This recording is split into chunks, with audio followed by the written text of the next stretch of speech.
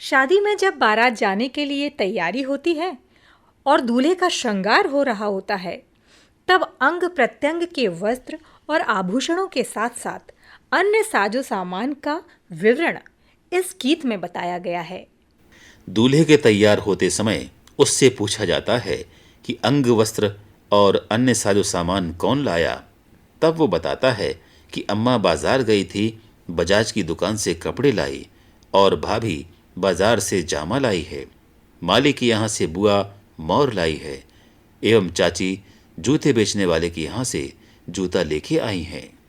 जामा यानी मुख्य रूप से शादी में दूल्हे को पहनने का वस्त्र।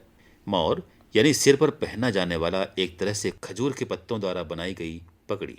मैं तो से पूछा गोरे दुल्हे का पेड़े कहाँ पाए। मैं तो से पूछा गोरे दुल्हे का पेड़े कहाँ पाए। मैं तो से पूछा गोरे दुल्हे का पेड़े कहाँ पाए। मैं तो से पूछा गोरे दुल्हे का पेड़े कहाँ पाए। अम्मा तो गई थी बाजा घर का पेड़ा लाई आई। अम्मा तो गई थी बाजा जी घर का पेड़े लाई आई। अम्मा तो गई थी बाजा जे घर का पेड़ा लाई आई। अम्मा सो गई थी बाजा जी घर का पेड़े लाई आई। मैं तो से पूछा गोरे दुल्हे जामा कहाँ पाए। मैं तो से पूछा गोरे दुल्हे जामा कहाँ पाए। मैं तो से पूछा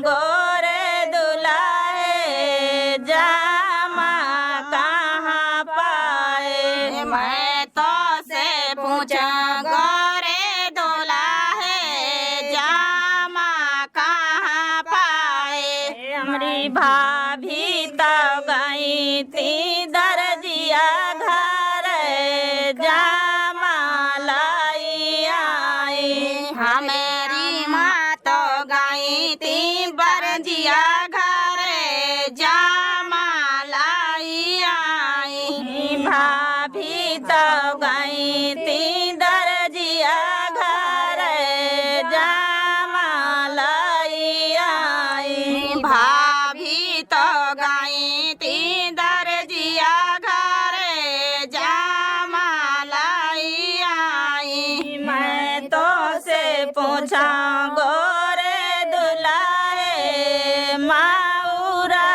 कहाँ पाए। मैं तो से पूछा गोरे दुल्हे माऊर कहाँ पाए। मैं तो से पूछा गोरे दुल्हे माऊरा कहाँ पाए। मैं तो से पूछा गोरे दुल्हे माऊर कहाँ पाए।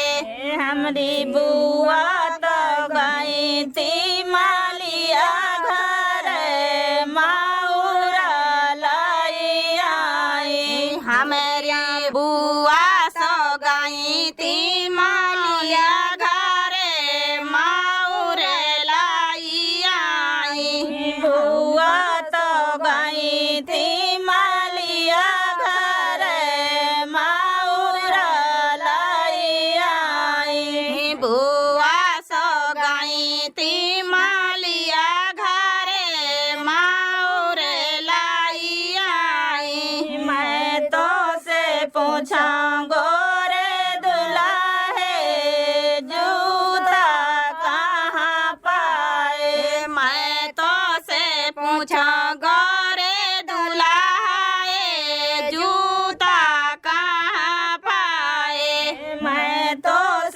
पूछा गोरे दुलाए जूता कहाँ पाए मैं तो से पूछा गोरे दुलाए जूता कहाँ पाए चाची तो गई थी जमारा घर जूता लाई आई चाची तो गई थी जमारे घर जूता लाई आई मैं तो से पूछा गोरे दुलाहे मौजा कहाँ पाए मैं तो से पूछा गोरे दुलाहे मौजा कहाँ पाए मैं तो से पूछा